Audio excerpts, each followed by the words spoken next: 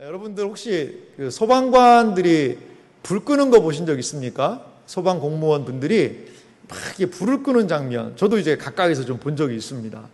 근데 이제 소방관들이 불을 끌 때 보면 이게 복장이 참 독특합니다. 그 뜨거운 불을 이겨야 되기 때문에 여러 가지로 방화복이라고 그러죠. 방화복을 입지 않고서는 불을 못 끕니다. 방화복이 어떻게 생겼는지 제가 한번 사진을 준비해 봤는데요. 이렇게 생겼습니다. 거기에 보면 헬멧 있죠. 그리고 안전 벨트도 매고요. 만능 도끼 또는 빠루라고 되어 있네요. 빠루. 문 같은 걸요, 사람이 안에 있을 수 있으니까 불이 나면요 모든 문을 다 개방을 하더라고요. 개방을 해서 문을 다 열어놓습니다. 그래서 저런 게 필요하고요. 뭐 조명도 필요하고 신발도 필요하고 두건, 그리고 랜턴, 특수 방화복을 입어야 되고 옷을 입어야 되고요. 그리고 안전 장갑을 껴야 되고, 그리고 중요한 게 이제 호흡을 해야 되니까 뒤에 공기 호흡 세트를 탁 착용을 해가지고 이제 호흡을 편안하게 하는, 이게 소방관 분들이 입고 있는 그리고 착용하고 있는 방화복과 방화 도구들입니다. 여러분 무게가 얼마나 될 것 같으세요? 이게 한 30kg 된답니다. 전체 딱 하면 30kg 된대요. 그러니까 얼마나 이게 30kg의 무거운 무게를 지고 불을 꺼야 되니까 얼마나 어려운 일이겠어요?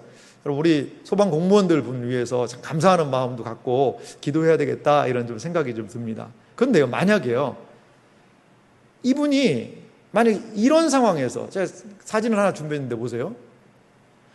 이렇게 불이 막 활활 타오르는 데서 맨몸으로 저같이 양복 쪽 빼입고 가가지고 불 끄려고 그러면 어떻게 될까요? 가지도 못합니다. 이 화기가 뜨거워가지고 말이죠. 저런 불길로 막 들어가서 불을 끌 수 있는 거는요, 이 방화복이 있기 때문에, 방화 장비가 있기 때문에 가능한 건 아니겠어요? 근데 소방관 분이 불 끈다고 그러는데 방화복이 없어요. 방화 도구가 없어요. 이 불을 끄는 도구가 없어요. 그러면은 어떻게 소방관의 그 역할을 감당하겠냐는 거죠. 감당하지 못합니다. 소방관은 방화복을 입고 불을 끄는 도구들이 있어야지만 불을 끌 수 있더라는 것입니다. 근데 이게요, 신자의 삶하고 상당히 좀 비슷한 것 같습니다. 우리는 생각할 때요, 신앙생활을 시작하면 모든 문제가 없어진다고 생각을 합니다. 신앙생활 시작하면 문제가 없어진다는 거죠. 물론 신앙생활 할 때 하나님께서 우리의 문제들을 해결해 주시기도 합니다. 하지만요, 신앙생활을 한다고 모든 문제가 사라지지는 않는다는 거죠. 영적인 전신갑주를 입자, 이 말씀 많이 드리고 있는데, 영적인 전신갑주를 입어야 되는 이유는 무엇이냐? 우리의 삶에 그만큼 문제가 많은 겁니다. 그 많은 문제를요 어떻게 감당해야 되겠냐 이거죠. 이 소방관들이 그 방화복을 입고 불을 끄듯이 신자들은 우리에게 있는 수많은 문제의 상황들을 전신갑주를 입고 싸워 나아갈 수 있다는 것입니다. 하나님께서는 우리 신자들에게 전신갑주를 입혀주셔서 만나게 되는 모든 문제들을 감당할 힘을 허락해 주신다는 것입니다. 그런데 오늘 성경 말씀 보니까요, 이 전신갑주를 소개하면서 또 무엇을 얘기하냐면 이 기도에 대해서 이야기를 합니다. 지난 사경에 주일부터 이 말씀을 좀 계속 전했는데요, 한 주간의 사경의 말씀을 나눴고요, 오늘 저는 이 전신갑주에 대한 이 설교를 오늘 본문 말씀으로 또한 기도로 마무리하고자 합니다. 과연 전신갑주, 한 주간 살펴보았던 이 전신갑주와 기도는 어떠한 관계가 있는지를 함께 살펴보기 원합니다. 먼저 전신갑주와 기도와의 관계를 좀 우리가 생각해 볼 필요가 있는데요, 한번 복습을 한번 해보면, 지난 한 주간에 우리가 새벽 사경회를 통하여서 진리의 허리띠에 대해서, 의의 흉배, 우리의 가슴을, 심장을 지키는, 그리고 평안의 복음에 예비한 신발을 신는 것에 대해서 이 말씀을 드렸죠. 그리고 믿음의 방패로 아무리 불화살, 사단의 공격이 와도 막아낼 수 있는 믿음의 방패, 또 구원의 투구, 이것이 우리가 구원을 믿는 것이 핵심 가치 아닙니까? 그리고 성령의 검, 하나님의 말씀을 가지라 라는 이 말씀을 들었습니다. 그게 오늘 에베소서 7장까지 6장 17절까지의 말씀입니다. 그런데 18절 말씀을 보니까요, 이어서 무엇을 얘기하냐면 쉽게 말하면 기도하라는 겁니다. 기도에 대한 말씀이 이어지고 있다라는 겁니다. 그것은요, 이렇게 우리가 의미를 생각해 볼 수 있을 것 같아요.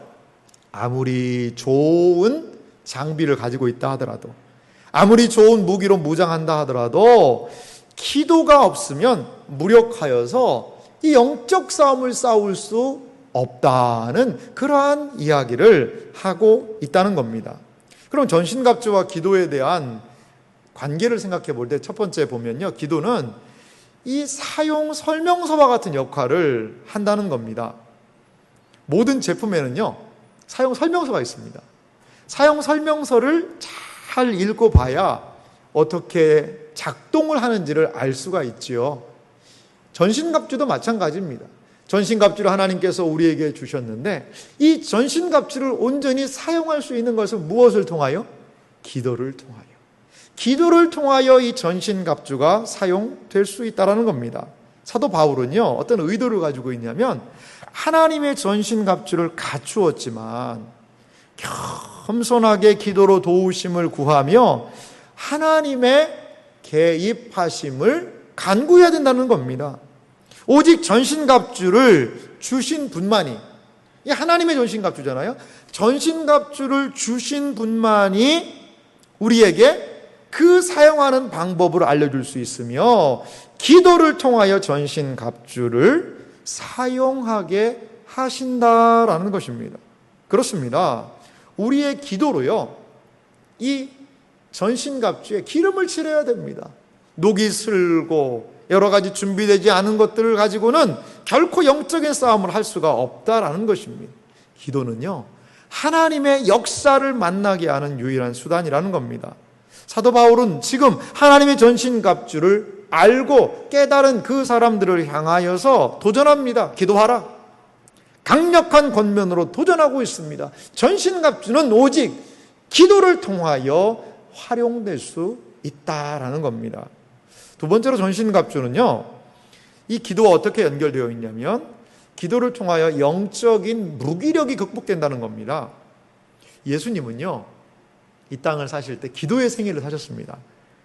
그분은 기도의 대상이시거든요. 그런데도 불구하고 이 땅을 사실 때 예수님께서는요, 본인이 이 예수님의 사역의 가장 중요한 것이 기도라는 것을 보여주셨습니다. 항상 기도하셨어요. 예수님은요, 제자들에게 항상 기도하라는 것을 이렇게 말씀하고 계십니다. 누가복음 18장 1절인데요. 예수께서 그들에게 항상 기도하고 낙심하지 말아야 할 것을 비유로 말씀하여. 예수님께서는요, 제자들에게요, 항상 기도하라요, 낙심하지 말아야 할 것을 비유로 말씀하셨습니다. 항상 기도해야 낙심하지 않습니다. 항상 기도해야 전신갑주를 입고 싸움에 감당할 수 있다는 것이죠. 기도는 무기력에 대한 특효약입니다. 무기력을 피하는 길이 바로 기도입니다. 그렇기 때문에 우리는 항상 기도해야 한다라는 것입니다. 그렇지 않으면 무기력해지고요, 전신갑주를 입었음에도 불구하고 무능하고 낙심하게 되더라는 것이죠. 오직 기도만이 우리를 무기력에서 회복시키시고 영적인 활력과 생명을 경험하게 한다라는 겁니다. 이 전신갑주와 또 기도와의 관계는 이렇게도 생각할 수 있을 것 같아요. 그것은 무엇이냐? 하나님을 아는 지식의 증거가 바로 기도라는 겁니다. 이것은 무슨 말씀이냐면요, 우리가 하나님을 알지 않습니까? 성경을 읽으면 태초에 하나님이 천지를 창조하시니라 이런 말씀도 알고요, 하나님을 사랑하는 자, 곧 그 뜻대로 부르심을 입은 자들에게는 모든 것이 합력해서 선을 이룹니다. 이런 말씀도 알아요. 아, 하나님이 이런 분이시구나. 그거를 우리가 안다라고 이야기를 하는데, 그 하나님을 아는 사람들이 하는 행동이 무엇이냐? 바로 기도라는 겁니다. 하나님을 알았다. 내가 하나님이 누구이신지를 알았다라고 하는데 기도하지 않아요. 그러면요, 그거는 하나님을 안 것이 아니라는 것이죠. 하나님을 알았다면 그 하나님을 아는 것은요, 반드시 기도를 통하여 드러나게 된다라는 것입니다. 기도는 우리가 깨달아 알게 된 하나님을 찾는 행동이라는 것입니다. 하나님을 알면 알수록 그분에 대한 교제가 깊어지고 기도로 나아갈 수밖에 없다라는 것이죠. 하나님에 대한 모든 지식이 우리를 기도하지 못하게 한다? 그것은 어디엔가 문제가 있다라는 겁니다.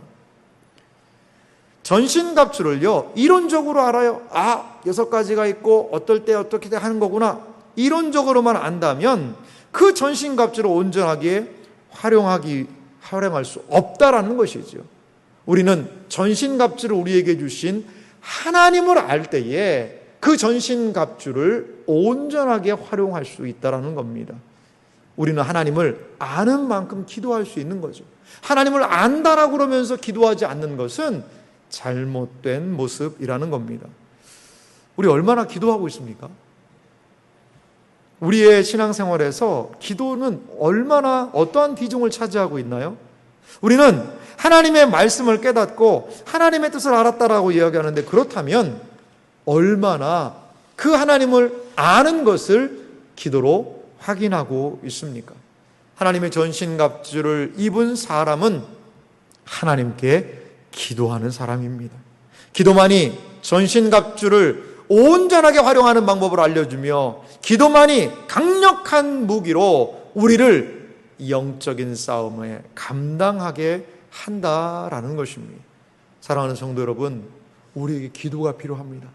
기도가 있어야 우리가 하나님을 아는 것, 우리의 영적인 전신갑주를 가지고 그리고 이 세상에서 승리하는 삶을 오직 기도를 통하여 감당할 수 있다는 겁니다. 그렇다면요, 이 영적인 싸움을 위한 기도라는 것은 무엇인지를 우리가 좀 오늘 본문 말씀을 통해 살펴보기 원합니다. 오늘 특별히 에베소서 6장 18절 한 절에 있는 내용을 통하여서 우리가 영적인 싸움을 위해서 그러면 어떻게 기도해야 되느냐, 어떻게 구체적으로 기도할 것인가를 함께 살펴보기 원합니다. 영적인 싸움을 위한 기도는요, 먼저 모든 문제를 모든 기도로 감당해야 된다는 겁니다. 모든 문제를 모든 기도로 말이지요. 오늘 18절 말씀을 다시 한번 보면은요, 모든 기도와 간구를 하되 라고 이야기하고 있습니다. 여기 보면 모든 기도와 간구를 하라는 것입니다. 영적 싸움을 감당하기 위해서 기도는요, 필수적입니다. 여러분, 밥을 먹을 때 뭐가 필요합니까? 숟가락하고 젓가락이 필요합니다. 숟가락하고 젓가락하고 있어야지 밥을 먹지 않습니까? 목사님, 저는 포크로 먹는데요, 포크도 다 포함해서 말씀드리는 겁니다. 이 숟가락하고 젓가락이 없이 어떻게 밥을 먹겠어요? 마찬가지로 기도는요, 그리스도인의 모든 일에서 필수적이라는 것입니다. 신자가 만나는 모든 삶의 영역들이 있어요. 그렇기 때문에 기도해야 됩니다. 여기에 그냥 기도라고 안 하고요, 오늘 18절 말씀 보면 무슨 기도라고 얘기하고 있죠? 모든 기도. 왜 모든 기도라는 표현을 썼을까요? 그냥 뭐 기도하고 간구해라 이렇게 하면 될 텐데 왜 모든이라는 이 말을 썼을까요? 그것은요, 이런 의미가 있는 것 같아요. 마귀는요, 신자의 모든 영역을 공격합니다. 모든 영역에서 영적인 시험이 우리에게 찾아온다는 겁니다. 그러하기 때문에 우리는요, 모든 기도를 통하여 모든 영역, 모든 상황을 하나님 앞에 기도로 알아야 된다는 겁니다. 아이고, 뭐 이거는 든든하겠지, 뭐 이거는 괜찮아, 이렇게 할 만한 것이 없다는 겁니다. 모든 영역에서 우리는 시험에 빠질 수가 있습니다. 사랑해서, 정말 사랑해서 결혼한 부부도요, 마음이 안 맞고 그 하나님 보시기에 온전한 못한 일들이 거기에서 일어나기도 하거든요. 여러 가지 많은 상황에서 우리는 모든 영역에서 우리를 넘어뜨리려는 사단의 간계를 만나게 되더라는 것이지요. 그러하기 때문에 우리는 모든 영역 안에서 기도해야 된다는 거죠. 두 번째로요, 영적 싸움을 위한 기도를 우리가 알아봐야 되는데요. 그것은 이 자중심에서 성령 안에서의 기도로 우리의 기도가 나아가야 된다는 겁니다. 영적 싸움을 위한 기도에서 가장 중요한 것은 성령 안에서 기도하는 겁니다. 성령 안에서 기도한다는 것은 그게 진짜 기도죠. 근데 많은 분들이요, 성령 안에서의 기도보다는 자기중심적인 기도를 하기도 합니다. 우리는 보통 이것도 구하고 이것도 주시고 저것도 주시고, 그리고 나중에는 뭐도 달라고 그래요? 구하지 않은 것도 주실 줄 믿습니다. 이렇게 기도를 해요. 한 2시간 이거 달라고 이거 달라고 이거 달라고 했는데 마지막 기도는 구하지 않은 것도 달래요. 여러분, 어떤 데 기도하면서 이런 생각 들지 않으세요? 야, 이게 지금 내가 맞게 기도하는 건가? 이런 생각이 들지 않습니까? 여러분, 내가 원하는 것이 다 이루어지면 그게 소원 성취하는 거지, 그게 기도일까요? 우리는 내 중심적인 기도를 때로 내려놓아야 한다는 겁니다. 그러면요, 성령이 성령 안에서 기도하는 건 뭘까요? 성령 안에서 기도한다는 의미는 뭘까요? 그것은요, 이런 의미가 있는 것 같아요. 성령 안에서 기도한다는 것은 성령님의 인도함을 따라서 기도한다는 그런 뜻이 있습니다. 때로 나한테 이게 진짜 필요한 것 같아가지고 막 열심히 구했어요. 그런데 기도하면 할수록요, 이 마음 가운데 그게 아니라는 생각이 드는 거예요.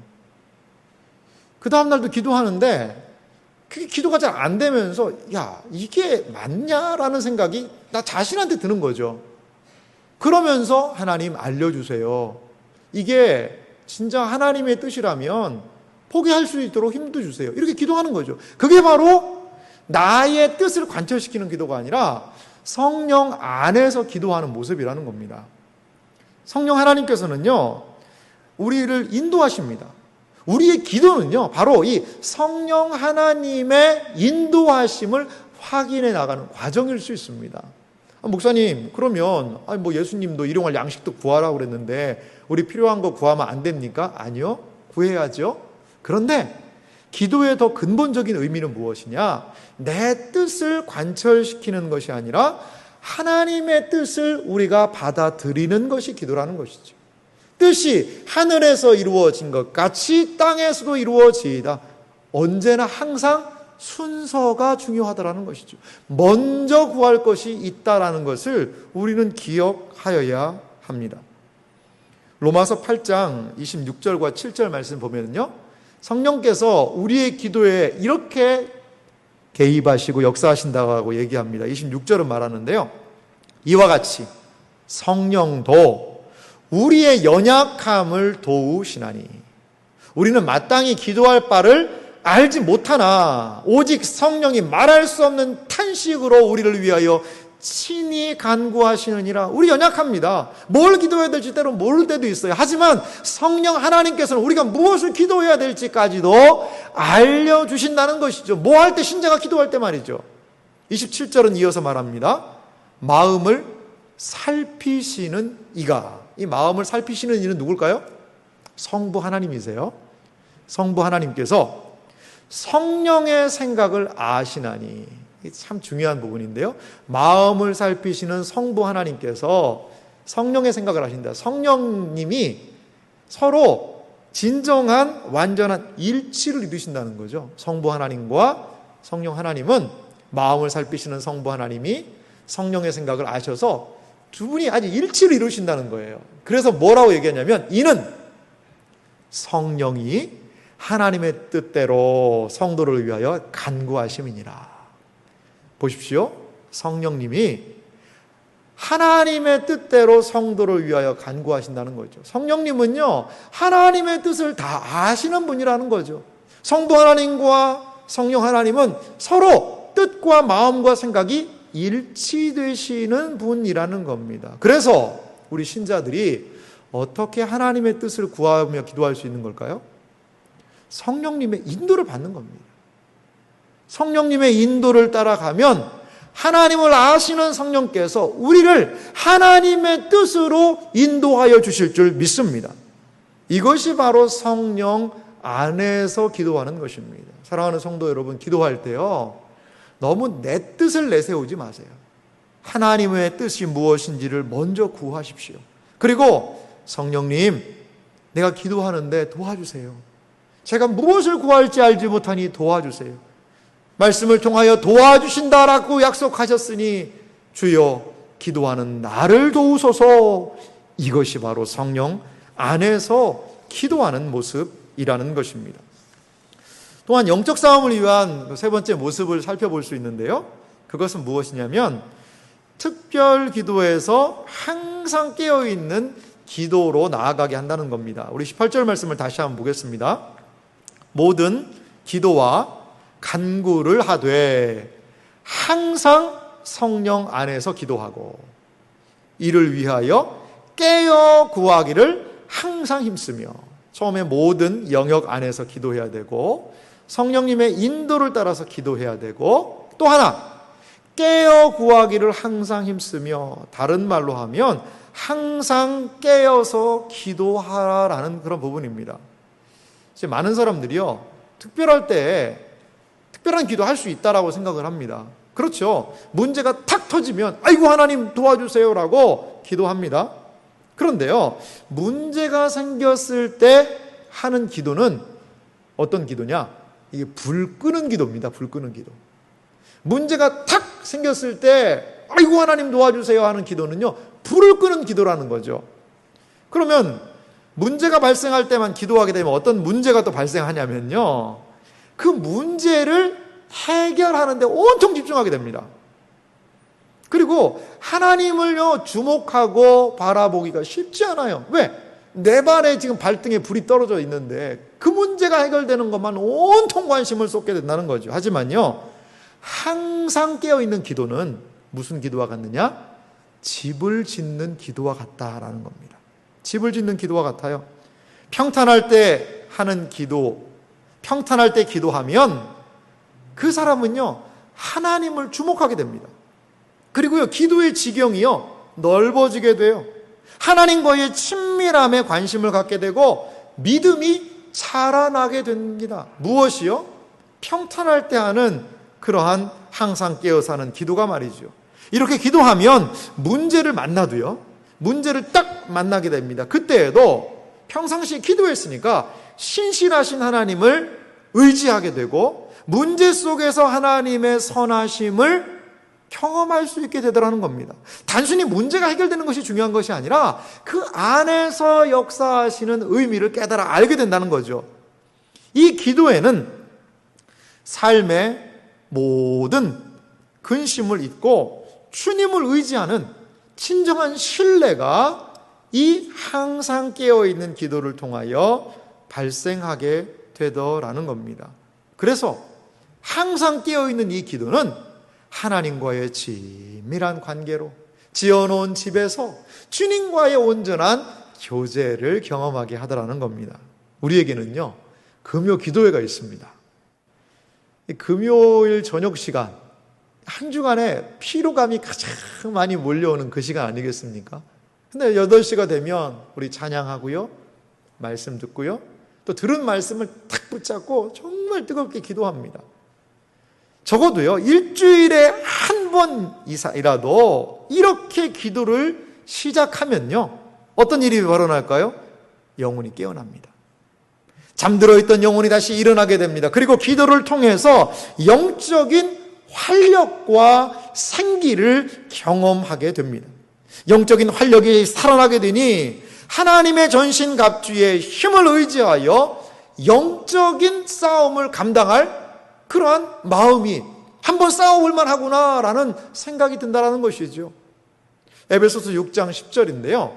이 부분은 우리가 지금 영적 강자에 대한 말씀을 나눌 때 처음 시작했던 부분입니다. 에베소서 6장 10절은 이렇게 시작했죠. 끝으로 너희가 주 안에서와 그 힘의 능력으로 강건하여지고. 에베소서 1장부터 6장까지의 사도 바울 선생님이 쭉 편지를 쓰고 이제 마무리하면서 끝으로 라고 당부를 하는 겁니다. 그 당부의 내용이 무엇입니까? 당부의 내용이 무엇입니까? 주 안에서와 그의 힘의 능력으로 강건해졌으면 좋겠다. 너가 강건한 그리스도인이 됐으면 좋겠다. 성도들이여 강건하시오 라는 그 마지막 당부를 하면서 두 가지를 이야기합니다. 첫 번째는 하나님의 전신 갑주를 입으라는 거죠. 지난 한 주간 동안 살펴본 말씀 아니겠어요? 하나님의 전신 갑주를 입으라는 말씀이고, 또 하나 무엇입니까? 강건해지기 위해서 무엇 하라는 겁니까? 그렇습니다. 기도하라는 것입니다. 기도하라는 거예요. 이것이 우리를 영적으로 강건하게 하는 하나님의 방편이라는 것입니다. 항상 깨어 있어서 기도하는 신자는 주어진 하나님의 약속을 붙들고 강건할 것이라는 이 약속의 성취를 바라볼 수 있을 것입니다. 주 안에서 그의 힘의 능력으로 강건해지기 위해서는 깨어서 기도하는 것밖에 없다라는 겁니다. 깨어있는 기도는 우리에게 힘과 능력을 공급하고 우리를 강건하게 할 줄 믿으시기 바랍니다. 그래서요, 이번에 가을에 제가 가을 기도학교라는 걸 좀 하고 싶습니다. 한 주간 월요일부터 금요일까지 우리 금요기도의 형식을 가지고 한 주간 월요일부터 금요일까지 한번 하고 싶습니다. 그래서 강의안도 아예 딱 만들어서 기도는 어떻게 시작해야 되고, 기도의 대상은 누구시고, 기도의 내용은 무엇이고, 아예 그냥 기도문까지 적어가지고, 그러면서 우리가 어떻게 기도의 사람이 되어야 할지를 한 주간 기도의 이론과 기도 실질적으로 하는 실습을 통하여서 우리가 한 주간 기도의 세계로 들어갔으면 좋겠다라는 그런 생각이 듭니다. 기도하고 있습니다. 준비하고 있습니다. 위에서 기도해 주시기 바랍니다. 그래서 우리가 항상 깨어있는 기도의 사람이 되어야 한다는 거죠. 마지막으로요, 영적 싸움을 위한 기도가 있는데요, 그것은 무엇이냐면 일부를 위한 기도에서 모든 성도를 위한 기도로 이 기도가 나아가야 한다는 거죠. 에베소서 6장 18절 말씀을 다시 한번 살펴보면요, 모든 기도와 간구를 하되, 우리의 삶의 영역이죠. 그리고 항상 성령 안에서 기도하고 성령의 인도를 받고 기도하고, 이를 위하여 깨어 구하기를 항상 힘쓰며, 항상 깨어서 기도하라는 말씀입니다. 그런데 그 뒤에 이러한 기도의 내용을 덧붙이고 있습니다. 그것은 무엇이냐면 여러 성도를 위하여 구하라. 여러 성도를 위해서 구하라는 겁니다. 여기에 여러 성도라는 단어는 그냥 여러 명을 위해서 기도하라는 그러한 의미만이 아니고요. 영어 성경을 보니까 여기가 all이라는 단어를 썼더라고요. all은 모두란 뜻이거든요. all the saints. 그러니까 모든 성도를 위하여서 기도하라라는 의미입니다. 여러분, 모든 성도를 위해서 기도하라는 것은 어떤 뜻일까요? 첫 번째로 이것은요, 말 그대로 신앙생활을 하는 모든 구성원들을 위해서 기도하라는 그런 의미가 있습니다. 우리는 함께 신앙생활을 하는 공동체, 성도님들을 위해서 기도해야 됩니다. 기도의 끈으로요, 우리는 단단하게 연결이 되어야 됩니다. 사랑방은 사랑방 식구들을 위해서 서로 기도해야 됩니다. 저도 새벽 예배를 마치고 이 앞에 강단에서 기도하는데요, 우리 성도님들의 이름을 불러가면서 기도합니다. 우리 교구 목사님들, 교구 성도님들의 이름을 불러가면서 우리 다음 세대를 섬기시는 우리 사역자분들이 그 섬기는 영혼들의 이름을 불러가면서 기도하고 있습니다. 그렇습니다. 우리는 모두를 위해서 기도해야 됩니다.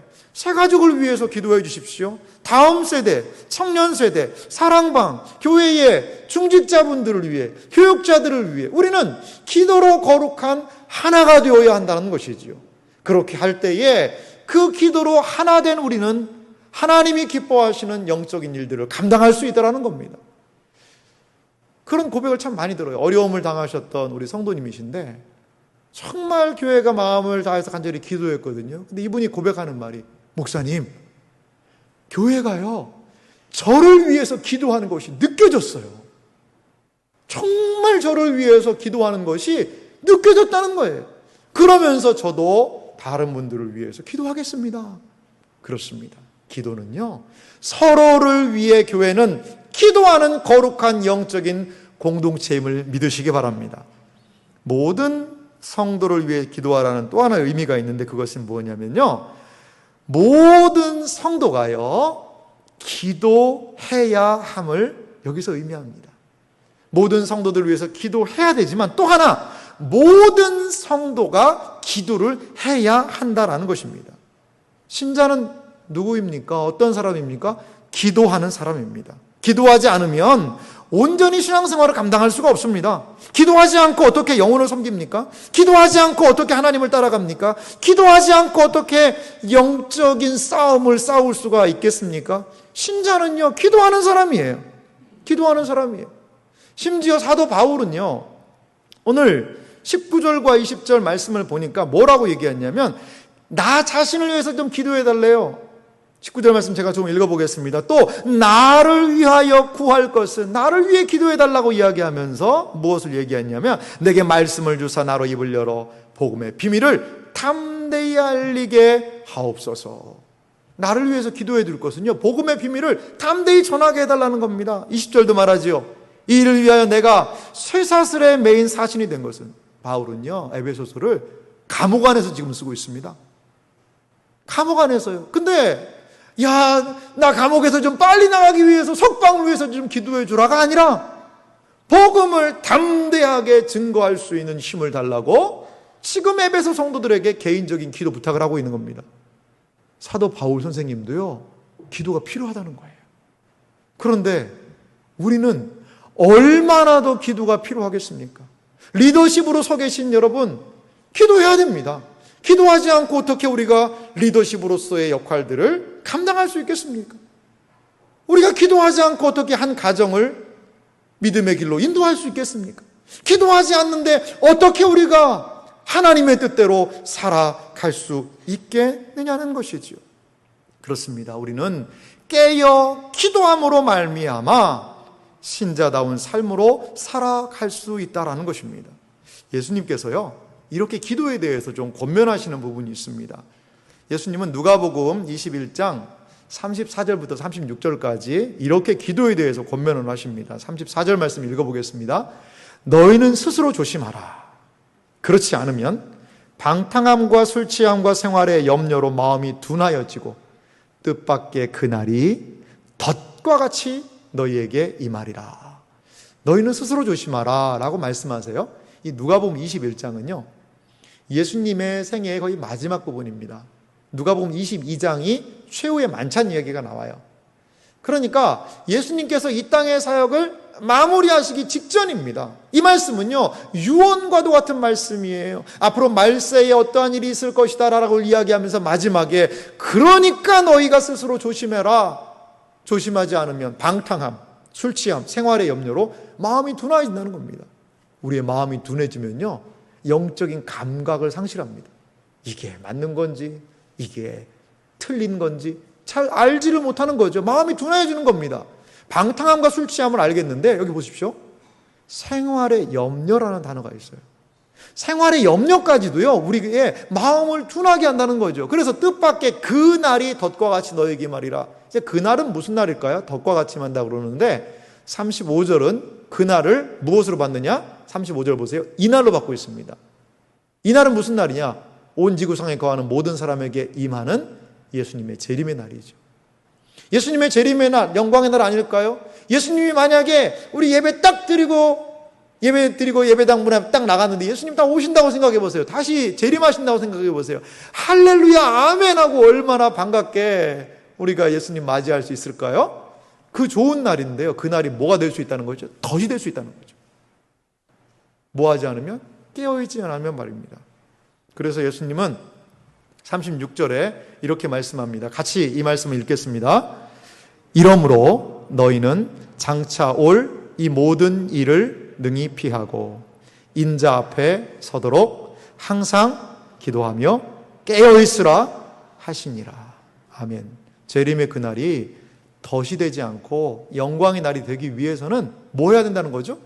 항상 기도하며 깨어있으라는 겁니다. 항상 기도하며 깨어있을 때에만이 장차 올 이 모든 일을 피할 수가 있습니다. 덫이 되는 일을 피할 수 있어서 주님의 재림의 때에 아멘 주님하고 달려나갈 수 있다는 것이죠. 또 하나, 인자 앞에 서도록 우리는 항상 깨어서 기도해야 된다는 겁니다. 주님 앞에 우리가 온전히 설 수 있는 것, 깨어 기도할 때 설 수 있지 않겠어요? 주님 앞에 많은 사람들이 온전히 서지 못합니다. 온전하게 서지 못해요. 하지만 항상 깨어서 기도하는 신자들은 오늘 예수님의 말씀처럼 주님 앞에 어여치 서게 될 줄 믿습니다. 기도가 무엇일까요? 기도는 주님 인자 앞에 최종적으로 서는 나를 위해서 저는요 매일 주님 앞에 서는 훈련이라고 봐요. 최종적으로 주님 앞에 설 날을 기억하면서요, 오늘 내가 주님 앞에 서 있습니다 라고 주님 앞에서 깨어 있어서 기도하는 것이 바로 주님 앞에 서는 연습입니다. 연습. 날마다의 삶을 통하여서 주님 앞에 서는 연습을 한 그 성도는 최종적인 그날에 주님 앞에 서는 것이 자연스러울 거예요. 주님 앞에 온전히 설 수 있도록 깨어 기도하시는 여러분들이 되시기를 주님의 이름으로 간절히 소망합니다. 신자는 기도를 통하여 은혜로 나아갈 수 있고, 신자는 이렇게 기도하면서 하나님의 전신갑주로 무장하여 이 세상을 하나님의 자녀답게 살 수 있을 것이라는 겁니다. 사랑하는 성도 여러분, 코로나가 참 어렵습니다. 힘들고요. 근데요, 코로나19가 계속 영원히 있을까요? 아니요, 그렇지 않을 겁니다. 코로나는요, 분명히 지나갑니다. 끝이 있습니다. 코로나가 지나갔을 때 우리는 과연 무엇을 코로나가 지나갔을 때 나는 이 코로나의 기간 동안에 했다라고 이야기할 수 있을까요? 많은 분들이요, 코로나 때문에 라는 말을 해요. 코로나 때문에 기도하기도 어렵고, 코로나 때문에 말씀 보기도 어렵고, 코로나 때문에 예배의 자리에 나아가기 어렵습니다 라고 말씀하는 분들이 있습니다. 하지만요, 코로나가 지나간 후에 코로나 때문에 미루고 실행하지 못한 일들이 우리의 후회로 남아서는 안 되지 않겠습니까? 오히려요, 코로나 때문에, 그 어려움 때문에 하나님의 은혜로 나아가고, 더욱 말씀으로 나아가고, 더욱 집중된 영적인 강자로 설 수 있었다라고 우리 고백할 수 있어야 되지 않을까요? 그렇습니다. 코로나는 오히려 우리를 주님께로 집중할 수 있는 그러한 영적인 자극제가 될 수 있다는 것입니다.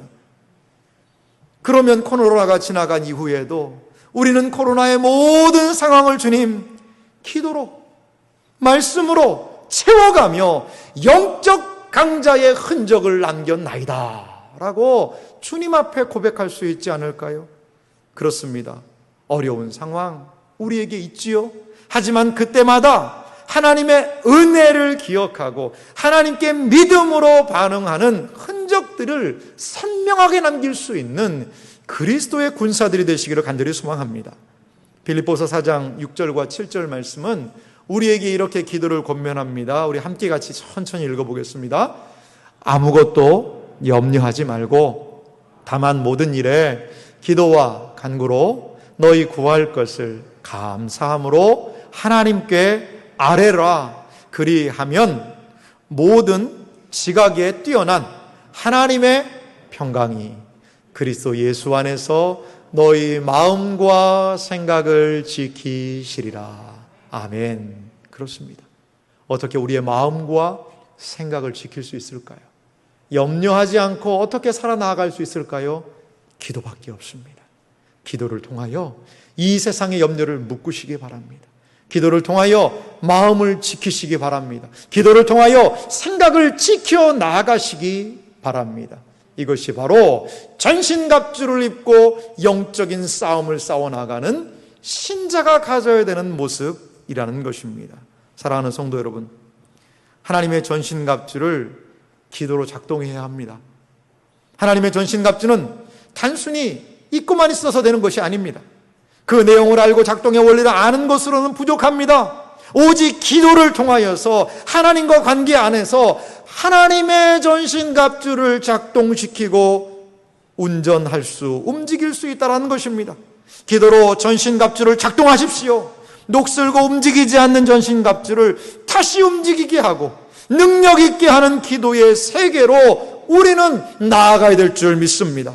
기도의 능력 속에 우리의 전신갑주가 온전히 작동하기를 주님의 이름으로 축원합니다.